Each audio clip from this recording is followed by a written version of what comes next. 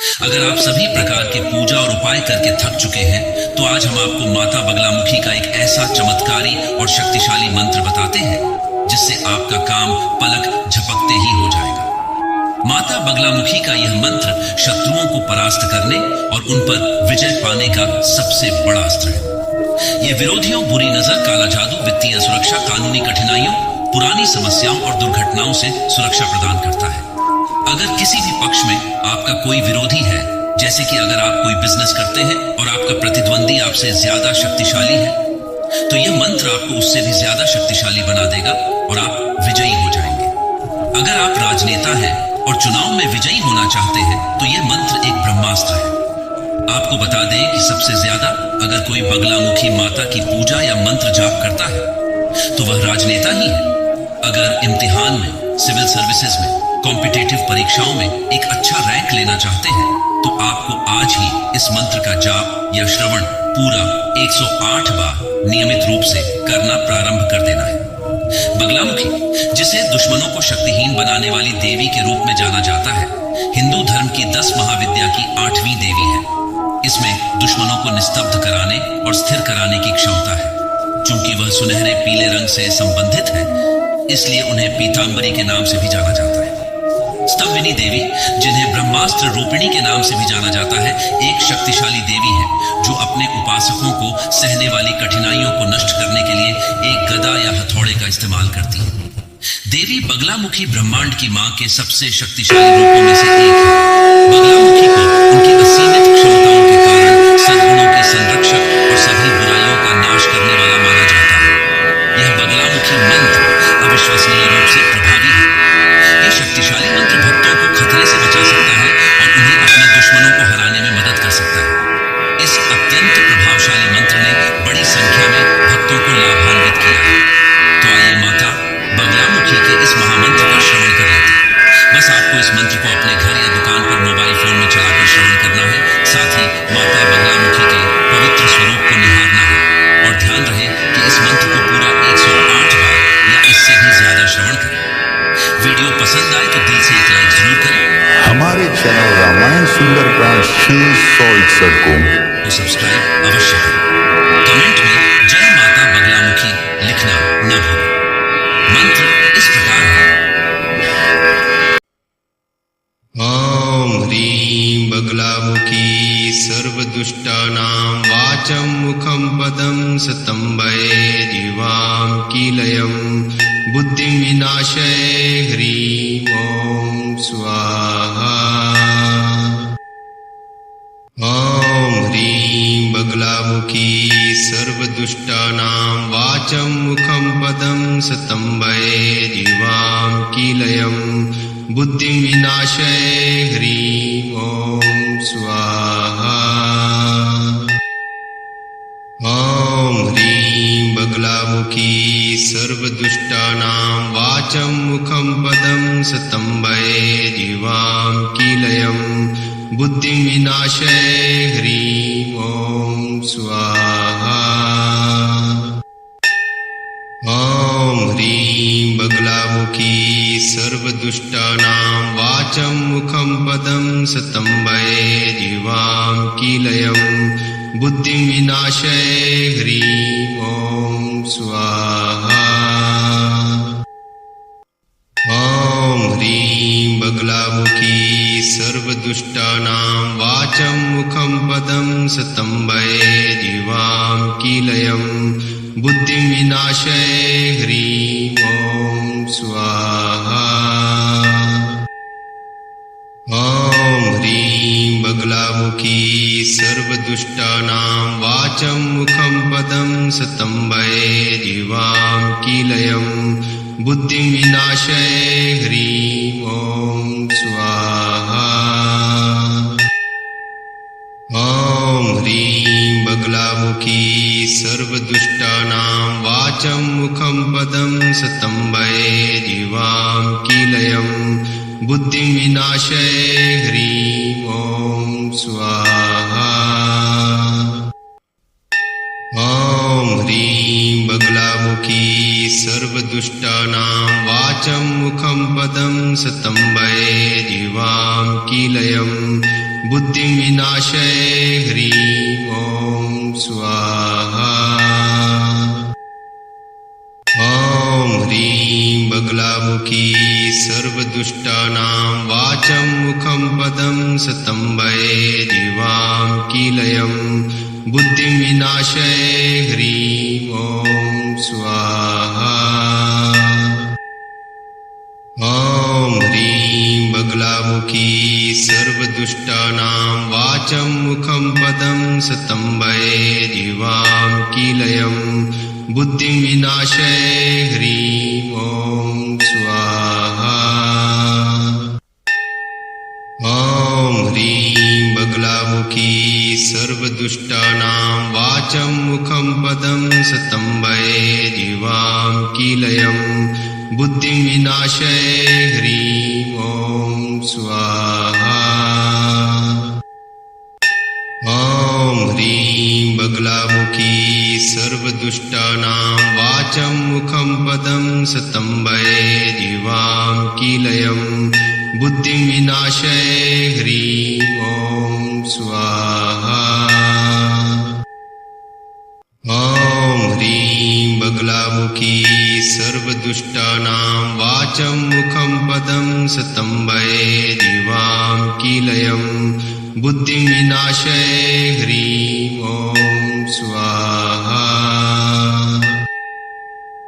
ॐ ह्रीं बगलामुखी सर्वदुष्टानां वाचं मुखं पदं स्तम्भये जीवां कीलयं बुद्धिं विनाशय ह्रीं ॐ स्वाहा। ॐ ह्रीं बगलामुखी सर्वदुष्टानां वाचं मुखं पदं स्तम्भये जीवां कीलयं बुद्धिं विनाशय ह्रीं ॐ स्वाहा। ॐ ह्रीं बगलामुखी सर्वदुष्टानां वाचं मुखं पदं स्तम्भये जीवां कीलयं बुद्धिं विनाशय ह्रीं ॐ स्वाहा। ॐ ह्रीं बगलामुखी सर्वदुष्टानां वाचं मुखं पदं स्तम्भये जीवां कीलयं बुद्धिं विनाशय ह्रीं ॐ स्वाहा। ॐ ह्रीं बगलामुखी सर्वदुष्टानां वाचं मुखं पदं स्तम्भये जीवां कीलयं बुद्धिं विनाशय ह्रीं ॐ स्वाहा। ॐ ह्रीं बगलामुखी सर्वदुष्टानां वाचं मुखं पदं स्तम्भये जीवां कीलयं बुद्धिं विनाशय ह्रीं ॐ स्वाहा। ॐ ह्रीं बगलामुखी सर्वदुष्टानां वाचं मुखं पदं स्तम्भये जीवां कीलयं बुद्धिं विनाशय ह्रीं ॐ स्वाहा।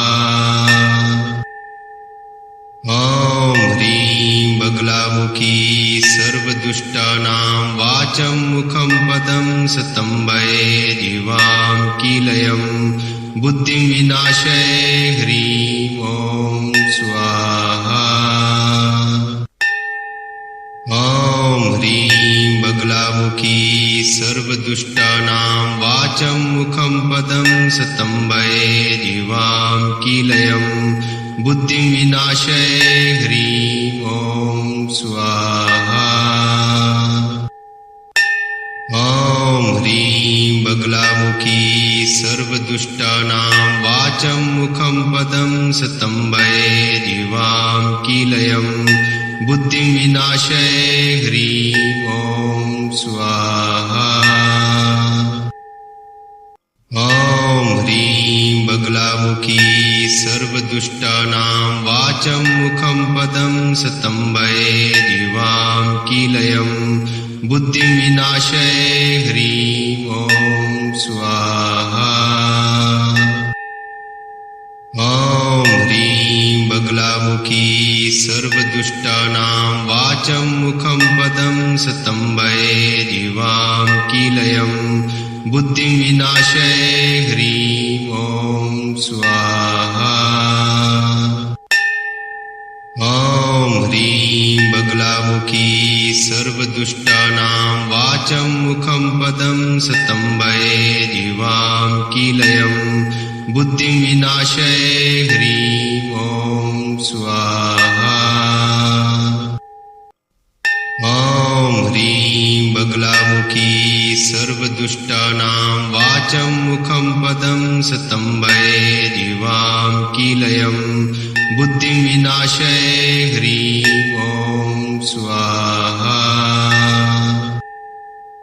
ॐ ह्रीं बगलामुखी सर्वदुष्टानां वाचं मुखं पदं सतम्बये जीवां कीलयं बुद्धिं विनाशये ह्रीं ॐ स्वाहा।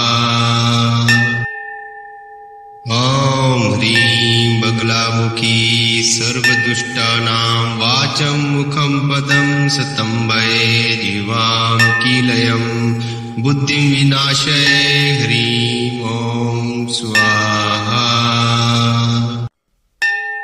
ॐ ह्रीं बगलामुखी सर्वदुष्टानां वाचं मुखं पदं सतम्बये जीवां कीलयं बुद्धिं विनाशये ह्रीं ॐ स्वाहा। ॐ ह्रीं बगलामुखी सर्वदुष्टानां वाचं मुखं पदं सतम्बये जीवां कीलयं बुद्धिं विनाशये ह्रीं ॐ स्वाहा। ॐ ह्रीं बगलामुखी सर्वदुष्टानां वाचं मुखं पदं सतम्बये जीवां कीलयं बुद्धिं विनाशये ह्रीं ॐ स्वाहा। ॐ ह्रीं बगलामुखी सर्वदुष्टानां वाचं मुखं पदं सतम्बये जीवां कीलयं बुद्धिं विनाशये ह्रीं ॐ स्वाहा। ॐ ह्रीं बगलामुखी सर्वदुष्टानां वाचं मुखं पदं सतम्बये जीवां कीलयं बुद्धिं विनाशये ह्रीं ॐ स्वाहा। ॐ ह्रीं बगलामुखी सर्वदुष्टानां वाचं मुखं पदं सतम्बये जीवां कीलयं बुद्धिं विनाशये ह्रीं ॐ स्वाहा। ॐ ह्रीं बगलामुखी सर्वदुष्टानां वाचं मुखं पदं सतम्बये जीवां कीलयं बुद्धिं विनाशये ह्रीं ॐ स्वाहा। ॐ ह्रीं बगलामुखी सर्वदुष्टानां वाचं मुखं पदं सतम्बये जीवां कीलयं बुद्धिं विनाशये ह्रीं ॐ स्वाहा। ॐ ह्रीं बगलामुखी सर्वदुष्टानां वाचं मुखं पदं सतम्बये जीवां कीलयं बुद्धिं विनाशये ह्रीं ॐ स्वाहा। ॐ ह्रीं बगलामुखी सर्वदुष्टानां वाचं मुखं पदं सतम्बये जीवां कीलयं बुद्धिं विनाशये ह्रीं ॐ स्वाहा।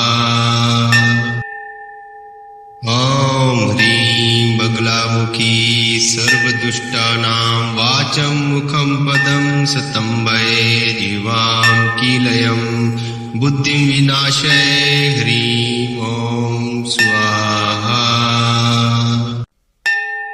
ॐ ह्रीं बगलामुखी सर्वदुष्टानां वाचं मुखं पदं सतम्बये जीवां कीलयं बुद्धिं विनाशये ह्रीं ॐ स्वाहा।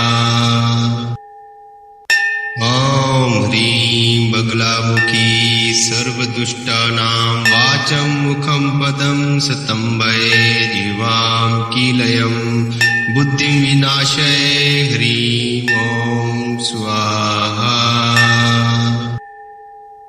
ॐ ह्रीं बगलामुखी सर्वदुष्टानां वाचं मुखं पदं सतम्बैर्दिवां कीलयं बुद्धिं विनाशय ह्रीं ॐ स्वाहा।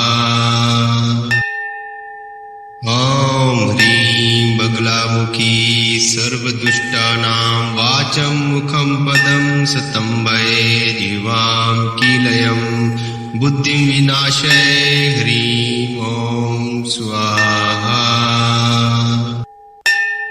ॐ ह्रीं बगलामुखी सर्वदुष्टानां वाचं मुखं पदं सतम्बैर्दिवां कीलयं बुद्धिं विनाशय ह्रीं ॐ स्वाहा। ॐ ह्रीं बगलामुखी सर्वदुष्टानां वाचं मुखं पदं सतम्बैर्दिवां कीलयं बुद्धिं विनाशय ह्रीं ॐ स्वाहा। ॐ ह्रीं बगलामुखी सर्वदुष्टानां वाचं मुखं पदं सतम्बैर्दिवां कीलयं बुद्धिं विनाशय ह्रीं ॐ स्वाहा।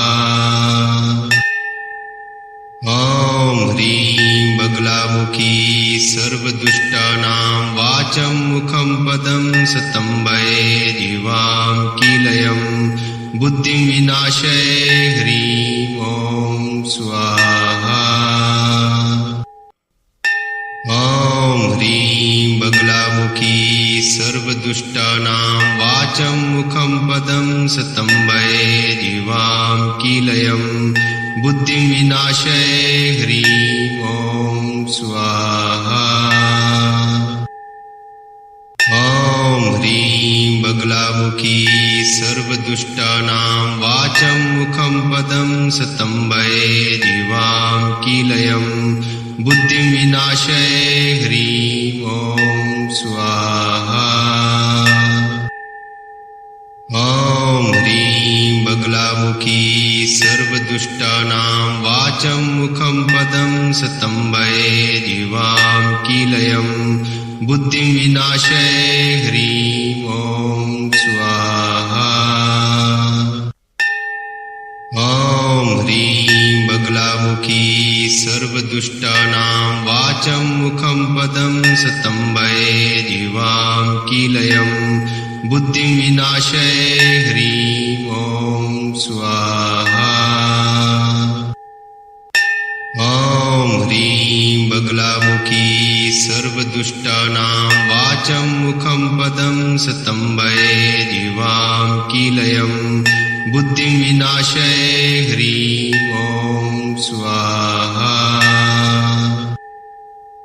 ॐ ह्रीं बगलामुखी सर्वदुष्टानां वाचं मुखं पदं सतम्बैर्दिवां कीलयं बुद्धिं विनाशय ह्रीं ॐ स्वाहा।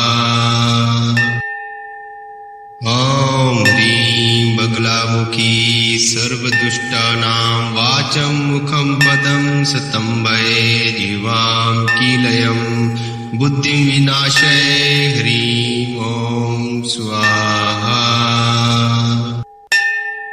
ॐ ह्रीं बगलामुखी सर्वदुष्टानां वाचं मुखं पदं सतम्बैर्दिवां कीलयं बुद्धिं विनाशय ह्रीं ॐ स्वाहा। ॐ ह्रीं बगलामुखी सर्वदुष्टानां वाचं मुखं पदं सतम्बैर्दिवां कीलयं बुद्धिं विनाशय ह्रीं ॐ स्वाहा। ॐ ह्रीं बगलामुखी सर्वदुष्टानां वाचं मुखं पदं सतम्बैर्दिवां कीलयं बुद्धिं विनाशय ह्रीं ॐ स्वाहा। ह्रीं बगलामुखी सर्वदुष्टानां वाचं मुखं पदं स्तम्भये जीवां कीलयं बुद्धिं विनाशये ह्रीं ॐ स्वाहा। ॐ ह्रीं बगलामुखी सर्वदुष्टानां वाचं मुखं पदं स्तम्भये जीवां कीलयं बुद्धिं विनाशये ह्रीं ॐ स्वाहा। ॐ ह्रीं बगलामुखी सर्वदुष्टानां वाचं मुखं पदं स्तम्भये जीवां कीलयं बुद्धिं विनाशये ह्रीं ॐ स्वाहा। ॐ ह्रीं बगलामुखी सर्वदुष्टानां वाचं मुखं पदं स्तम्भये जीवां कीलयं बुद्धिं विनाशये ह्रीं ॐ स्वाहा। ॐ ह्रीं बगलामुखी सर्वदुष्टानां वाचं मुखं पदं स्तम्भये जीवां कीलयं बुद्धिं विनाशये ह्रीं ॐ स्वाहा। ॐ ह्रीं बगलामुखी सर्वदुष्टानां वाचं मुखं पदं स्तम्भये जीवां कीलयं बुद्धिं विनाशये ह्रीं ॐ स्वाहा। ॐ ह्रीं बगलामुखी सर्वदुष्टानां वाचं मुखं पदं स्तम्भये जीवां कीलयं बुद्धिं विनाशये ह्रीं ॐ स्वाहा। ॐ ह्रीं बगलामुखी सर्वदुष्टानां वाचं मुखं पदं स्तम्भये जीवां कीलयं बुद्धिं विनाशये ह्रीं ॐ स्वाहा। ॐ ह्रीं बगलामुखी सर्वदुष्टानां वाचं मुखं पदं स्तम्भये जीवां कीलयं बुद्धिं विनाशये ह्रीं ॐ स्वाहा। ॐ ह्रीं बगलामुखी सर्वदुष्टानां वाचं मुखं पदं स्तम्भये जीवां कीलयं बुद्धिं विनाशये ह्रीं ॐ स्वाहा। ॐ ह्रीं बगलामुखी सर्वदुष्टानां वाचं मुखं पदं स्तम्भये जीवां कीलयं बुद्धिं विनाशये ह्रीं ॐ स्वाहा। ॐ ह्रीं बगलामुखी सर्वदुष्टानां वाचं मुखं पदं स्तम्भये जीवां कीलयं बुद्धिं विनाशये ह्रीं ॐ स्वाहा। ॐ ह्रीं बगलामुखी सर्वदुष्टानां वाचं मुखं पदं स्तम्भये जीवां कीलयं बुद्धिं विनाशये ह्रीं ॐ स्वाहा। ॐ ह्रीं बगलामुखी सर्वदुष्टानां वाचं मुखं पदं स्तम्भये जीवां कीलयं बुद्धिं विनाशये ह्रीं ॐ स्वाहा। ॐ ह्रीं बगलामुखी सर्वदुष्टानां वाचं मुखं पदं स्तम्भये जीवां कीलयं बुद्धिं विनाशये ह्रीं ॐ स्वाहा। ॐ ह्रीं बगलामुखी सर्वदुष्टानां वाचं मुखं पदं स्तम्भये जीवां कीलयं बुद्धिं विनाशये ह्रीं ॐ स्वाहा। ॐ ह्रीं बगलामुखी सर्वदुष्टानां वाचं मुखं पदं स्तम्भये जीवां कीलयं बुद्धिं विनाशय ह्रीं ॐ स्वाहा। ॐ ह्रीं बगलामुखी सर्वदुष्टानां वाचं मुखं पदं स्तम्भये जीवां कीलयं बुद्धिं विनाशय ह्रीं ॐ स्वाहा। ॐ ह्रीं बगलामुखी सर्वदुष्टानां वाचं मुखं पदं स्तम्भये जीवां कीलयं बुद्धिं विनाशय ह्रीं ॐ स्वाहा। ॐ ह्रीं बगलामुखी सर्वदुष्टानां वाचं मुखं पदं स्तम्भये जीवां कीलयं बुद्धिं विनाशय ह्रीं ॐ स्वाहा। ॐ ह्रीं बगलामुखी सर्वदुष्टानां वाचं मुखं पदं स्तम्भये जीवां कीलयं बुद्धिं विनाशय ह्रीं ॐ स्वाहा। ॐ ह्रीं बगलामुखी सर्वदुष्टानां वाचं मुखं पदं स्तम्भये जीवां कीलयं बुद्धिं विनाशय ह्रीं ॐ स्वाहा। ॐ ह्रीं बगलामुखी सर्वदुष्टानां वाचं मुखं पदं स्तम्भये जीवां कीलयं बुद्धिं विनाशय ह्रीं ॐ स्वाहा। ॐ ह्रीं बगलामुखी सर्वदुष्टानां वाचं मुखं पदं स्तम्भये जीवां कीलयं बुद्धिं विनाशय ह्रीं ॐ स्वाहा। ॐ ह्रीं बगलामुखी सर्वदुष्टानां वाचं मुखं पदं स्तम्भये जीवां कीलयं बुद्धिं विनाशय ह्रीं ॐ स्वाहा। ॐ ह्रीं बगलामुखी सर्वदुष्टानां वाचं मुखं पदं स्तम्भये जीवां कीलयं बुद्धिं विनाशय ह्रीं ॐ स्वाहा। ॐ ह्रीं बगलामुखी सर्वदुष्टानां वाचं मुखं पदं स्तम्भये जीवां कीलयं बुद्धिं विनाशय ह्रीं ॐ स्वाहा। ॐ ह्रीं बगलामुखी सर्वदुष्टानां वाचं मुखं पदं स्तम्भये जीवां कीलयं बुद्धिं विनाशय ह्रीं ॐ स्वाहा।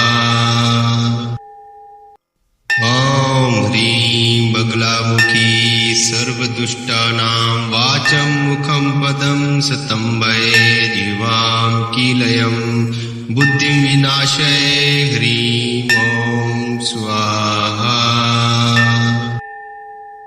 ॐ ह्रीं बगलामुखी सर्वदुष्टानां वाचं मुखं पदं स्तम्भये जीवां कीलयं बुद्धिं विनाशय ह्रीं ॐ स्वाहा।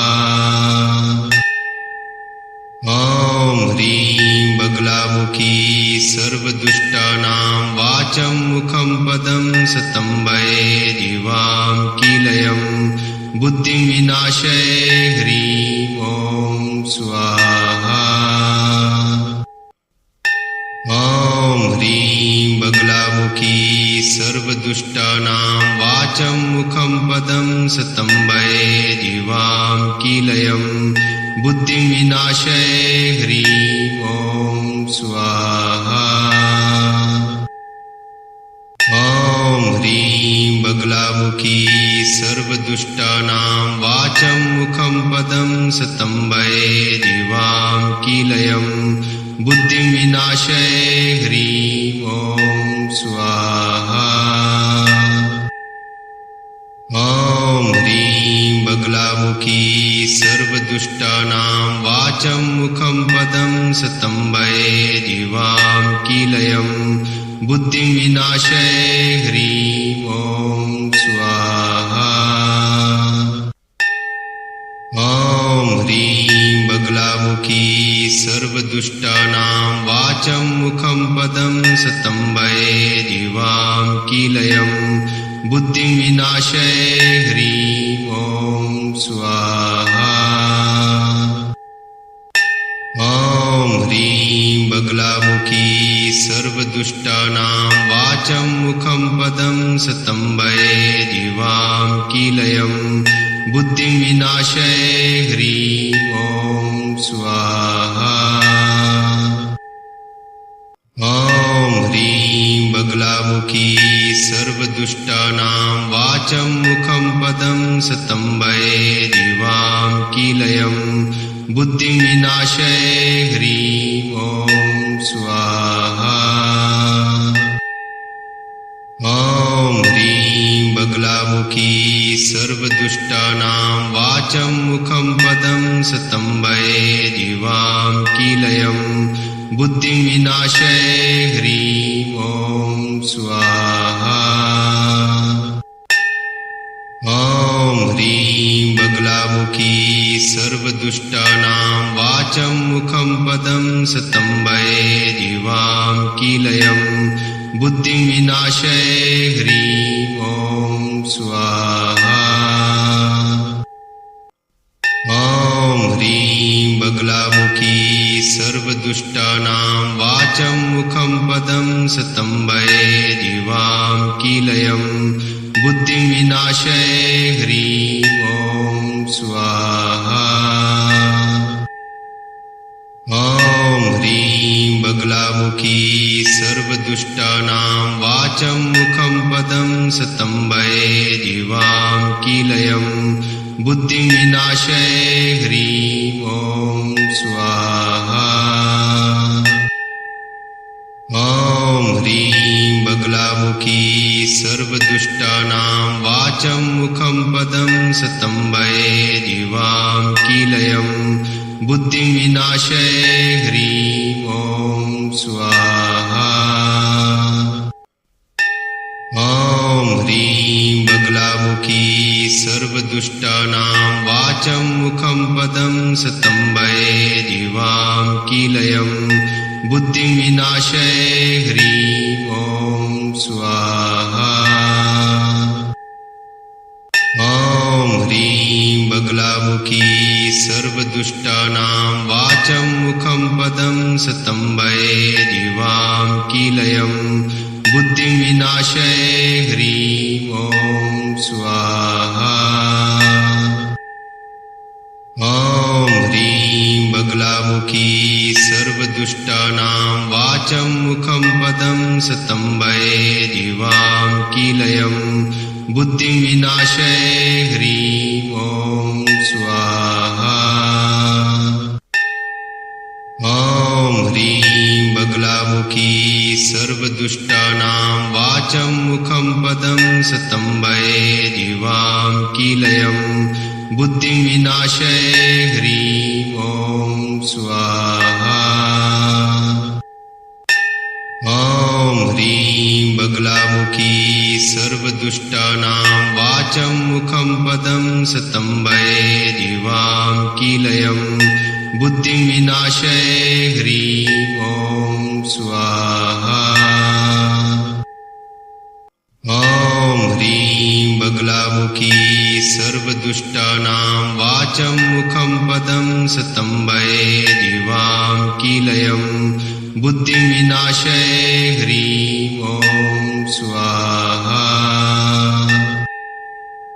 ॐ ह्रीं बगलामुखी सर्वदुष्टानां वाचं मुखं पदं स्तम्भये जीवां कीलयं बुद्धिं विनाशय ह्रीं ॐ स्वाहा।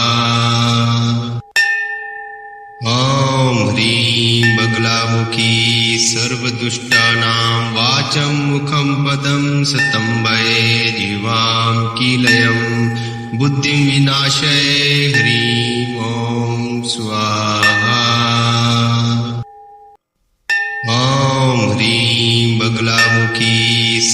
सर्वदुष्टानां वाचं मुखं पदं सतम्बये जीवां कीलयं बुद्धिं विनाशये ह्रीं ॐ स्वाहा। ॐ ह्रीं बगलामुखी सर्वदुष्टानां वाचं मुखं पदं सतम्बये जीवां कीलयं बुद्धिं विनाशये ह्रीं ॐ स्वाहा। ॐ ह्रीं बगलामुखी सर्वदुष्टानां वाचं मुखं पदं सतम्बये जीवां कीलयं बुद्धिं विनाशये ह्रीं ॐ स्वाहा। ॐ ह्रीं बगलामुखी सर्वदुष्टानां वाचं मुखं पदं सतम्बये जीवां कीलयं बुद्धिं विनाशये ह्रीं ॐ स्वाहा। ॐ ह्रीं बगलामुखी सर्वदुष्टानां वाचं मुखं पदं सतम्बये जीवां कीलयं बुद्धिं विनाशये ह्रीं ॐ स्वाहा। ॐ ह्रीं बगलामुखी सर्वदुष्टानां वाचं मुखं पदं सतम्बये जीवां कीलयं बुद्धिं विनाशये ह्रीं ॐ स्वाहा। ॐ ह्रीं बगलामुखी सर्वदुष्टानां वाचं मुखं पदं सतम्बये जीवां कीलयं बुद्धिं विनाशये ह्रीं ॐ स्वाहा। ॐ ह्रीं बगलामुखी सर्वदुष्टानां वाचं मुखं पदं सतम्बये जीवां कीलयं बुद्धिं विनाशये ह्रीं ॐ स्वाहा। ॐ ह्रीं बगलामुखी सर्वदुष्टानां वाचं मुखं पदं सतम्बये जीवां कीलयं बुद्धिं विनाशये ह्रीं ॐ स्वाहा। ॐ ह्रीं बगलामुखी सर्वदुष्टानां वाचं मुखं पदं सतम्बये जीवां कीलयं बुद्धिं विनाशये ह्रीं ॐ स्वाहा।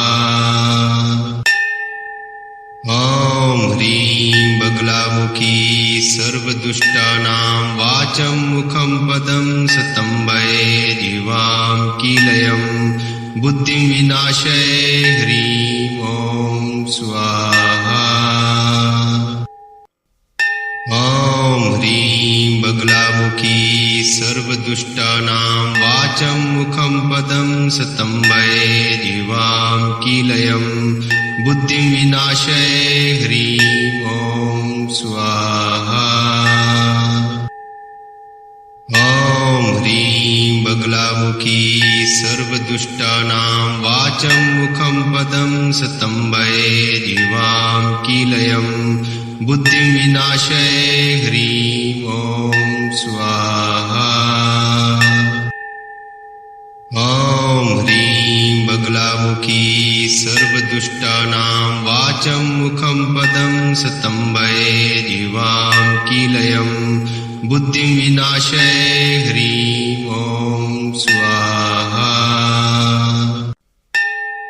ॐ ह्रीं बगलामुखी सर्वदुष्टानां वाचं मुखं पदं सतम्बये जीवां कीलयं बुद्धिं विनाशये ह्रीं ॐ स्वाहा।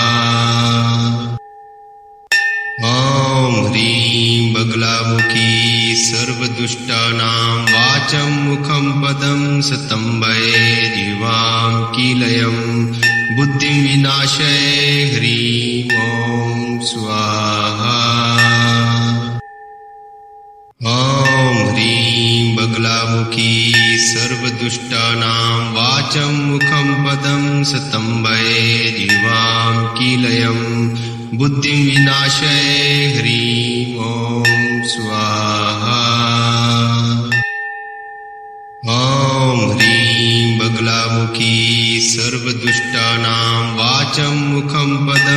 स्तम्भये जीवां कीलयं बुद्धिं विनाशय ह्रीं ॐ स्वाहा। ॐ ह्रीं बगलामुखी सर्वदुष्टानां वाचं मुखं पदं स्तम्भये जीवां कीलयं बुद्धिं विनाशय ह्रीं ॐ स्वाहा। ॐ ह्रीं बगलामुखी सर्वदुष्टानां वाचं मुखं पदं स्तम्भये जीवां कीलयं बुद्धिं विनाशय ह्रीं ॐ स्वाहा। ॐ ह्रीं बगलामुखी सर्वदुष्टानां वाचं मुखं पदं स्तम्भये जीवां कीलयं बुद्धिं विनाशय ह्रीं ॐ स्वाहा। ॐ ह्रीं बगलामुखी सर्वदुष्टानां वाचं मुखं पदं स्तम्भये जीवां कीलयं बुद्धिं विनाशय ह्रीं ॐ स्वाहा। ॐ ह्रीं बगलामुखी सर्वदुष्टानां वाचं मुखं पदं स्तम्भये जीवां कीलयं बुद्धिं विनाशय ह्रीं ॐ स्वाहा। ॐ ह्रीं बगलामुखी सर्वदुष्टानां वाचं मुखं पदं स्तम्भये जीवां कीलयं बुद्धिं विनाशय ह्रीं ॐ स्वाहा। ॐ ह्रीं बगलामुखी सर्वदुष्टानां वाचं मुखं पदं स्तम्भये जीवां कीलयं बुद्धिं विनाशय ह्रीं ॐ स्वाहा। ॐ ह्रीं बगलामुखी सर्वदुष्टानां वाचं मुखं पदं स्तम्भये जीवां कीलयं बुद्धिं विनाशय ह्रीं ॐ स्वाहा। ॐ ह्रीं बगलामुखी सर्वदुष्टानां वाचं मुखं पदं स्तम्भये जीवां कीलयं बुद्धिं विनाशय ह्रीं ॐ स्वाहा। ॐ ह्रीं बगलामुखी सर्वदुष्टानां वाचं मुखं पदं स्तम्भये जीवां कीलयं बुद्धिं विनाशय ह्रीं ॐ स्वाहा। ॐ ह्रीं बगलामुखी सर्वदुष्टानां वाचं मुखं पदं स्तम्भये जीवां कीलयं बुद्धिं विनाशय ह्रीं ॐ स्वाहा। ॐ ह्रीं बगलामुखी सर्वदुष्टानां वाचं मुखं पदं स्तम्भये जीवां कीलयं बुद्धिं विनाशय ह्रीं ॐ स्वाहा। ॐ ह्रीं बगलामुखी सर्वदुष्टानां वाचं मुखं पदं स्तम्भये जीवां कीलयं बुद्धिं विनाशय ह्रीं ॐ स्वाहा। ॐ ह्रीं बगलामुखी सर्वदुष्टानां वाचं मुखं पदं स्तम्भये जीवां कीलयं बुद्धिं विनाशय ह्रीं ॐ स्वाहा। ॐ ह्रीं बगलामुखी सर्वदुष्टानां वाचं मुखं पदं स्तम्भये जीवां कीलयं बुद्धिं विनाशय ह्रीं ॐ स्वाहा। ॐ ह्रीं बगलामुखी सर्वदुष्टानां वाचं मुखं पदं स्तम्भये जीवां कीलयं बुद्धिं विनाशय ह्रीं ॐ स्वाहा। ॐ सर्वदुष्टानां वाचं मुखं पदं स्तम्भयेदिवां कीलयं बुद्धिं विनाशये ह्रीं ॐ स्वाहा। ॐ ह्रीं बगलामुखी सर्वदुष्टानां वाचं मुखं पदं स्तम्भयेदिवां कीलयं बुद्धिं विनाशये ह्रीं ॐ स्वाहा। ॐ ह्रीं बगलामुखी सर्वदुष्टानां वाचं मुखं पदं स्तम्भयेदिवां कीलयं बुद्धिं विनाशये ह्रीं ॐ स्वाहा। ॐ ह्रीं बगलामुखी सर्वदुष्टानां वाचं मुखं पदं स्तम्भयेदिवां कीलयं बुद्धिं विनाशये ह्रीं ॐ स्वाहा।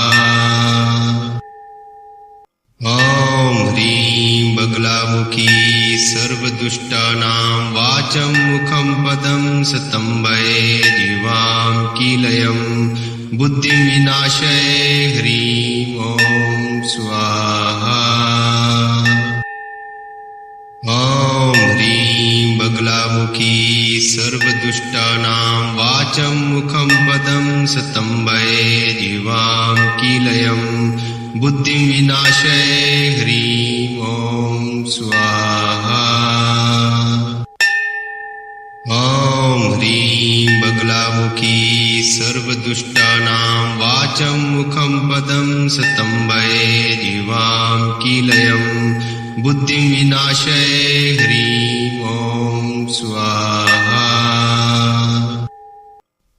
ॐ ह्रीं बगलामुखी सर्वदुष्टानां वाचं मुखं पदं स्तम्भयेदिवां कीलयं बुद्धिं विनाशये ह्रीं ॐ स्वाहा।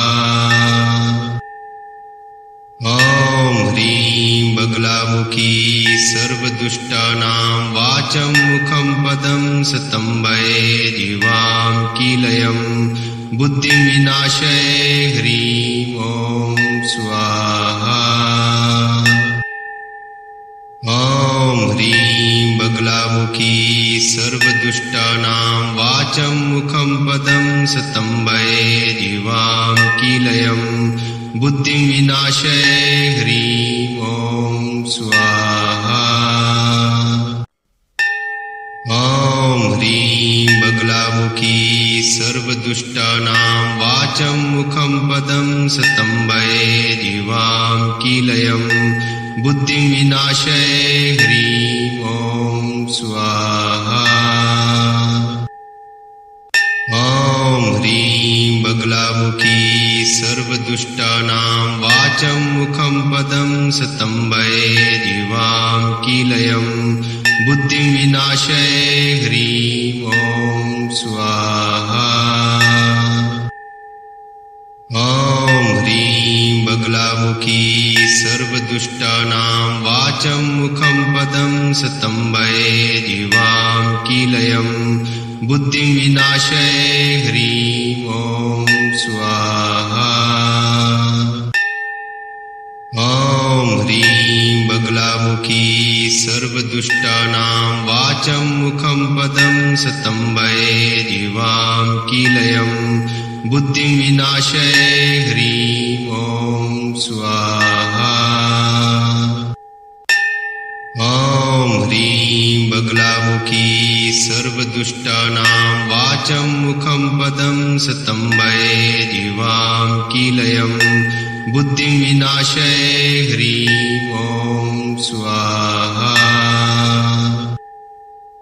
ॐ ह्रीं बगलामुखी सर्वदुष्टानां वाचं मुखं पदं स्तम्भयेदिवां कीलयं बुद्धिं विनाशये ह्रीं ॐ स्वाहा। ॐ ह्रीं बगलामुखी सर्वदुष्टानां वाचं मुखं पदं स्तम्भयेदिवां कीलयं बुद्धिं विनाशये ह्रीं ॐ स्वाहा।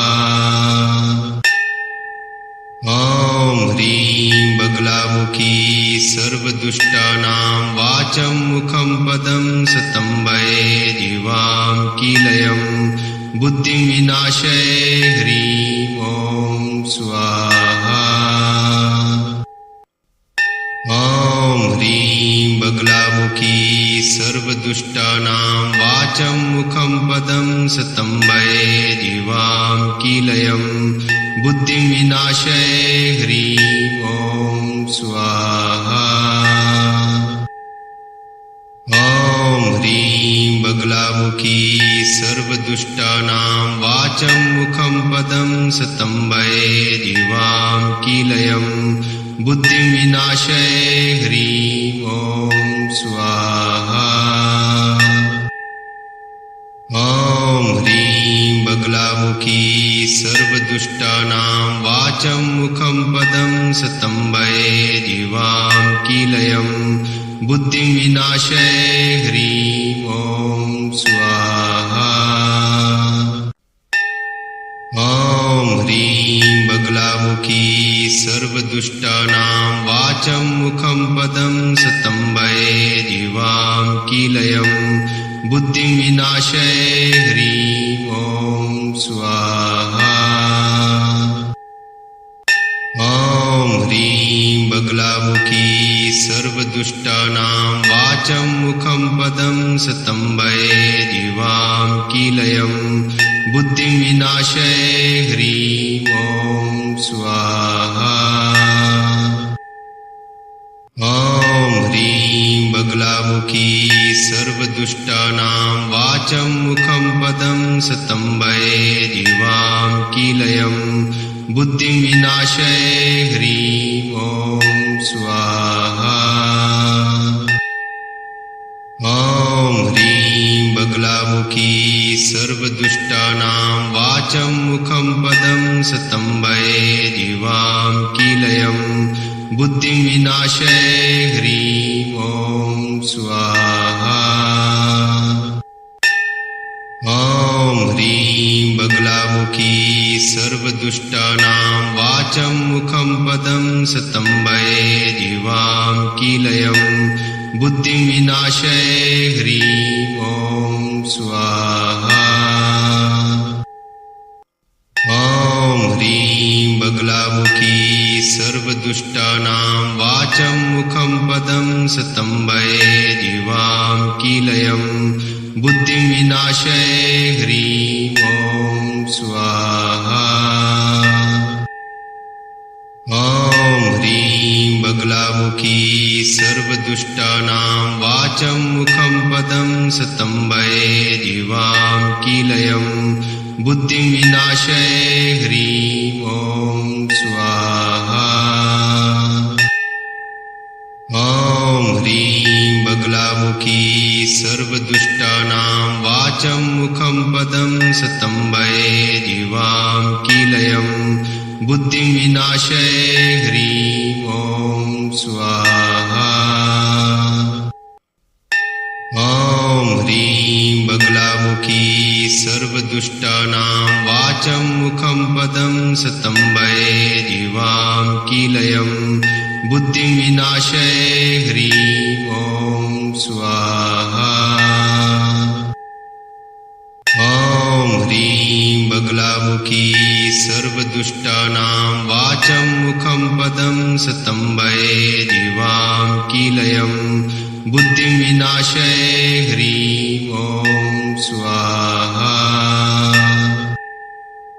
ॐ ह्रीं बगलामुखी सर्वदुष्टानां वाचं मुखं पदं स्तम्भये जीवां कीलयं बुद्धिं विनाशय ह्रीं ॐ स्वाहा।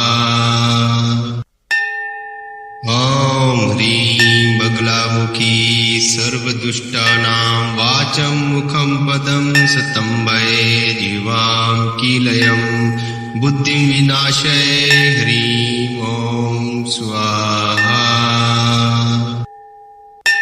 ॐ ह्रीं बगलामुखी सर्वदुष्टानां वाचं मुखं पदं स्तम्भये जीवां कीलयं बुद्धिं विनाशय ह्रीं ॐ स्वाहा।